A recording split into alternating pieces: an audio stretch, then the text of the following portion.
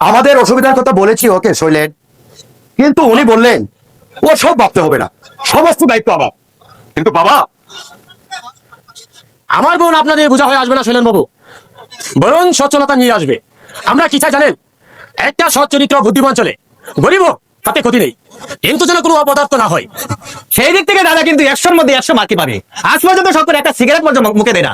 এক কথা বলতে গেলে 20 শতাব্দীর 50 দশকের কোনো ছাপেনি দাদার মধ্যে।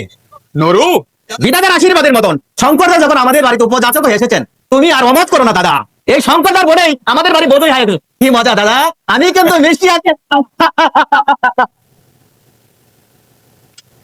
তবে হ্যাঁ, পাত্রী দেখতে কবে যাচ্ছেন শৈলেন বাবু? বাবা দেখতে চলবে। হ্যাঁ, আমি দেখে এসেছি শৈল, লক্ষ্মী প্রতিভার মতো মেয়ে, বিয়ে পড়েছে অথচ তেমন নয়, ভদ্র শান্ত স্বভাব। কি বলবো তোকে, আমার পায়ে হাত দিয়ে প্রণাম করলে শুনো মা। তাহলে হ্যাঁ বাবা, পাত্রী আমার খুবই পছন্দ হয়েছে। এই মেয়ে সংসারে এলে সংসারের স্ত্রী যে বদলে যাবে, আমি আমি হলপ করে বলতে পারি। ওই শঙ্কর বাবুকে নিয়ে আয় বাবা, আমি এর পাশের বাড়ি থেকে পার্টিটা নিয়ে আসছি।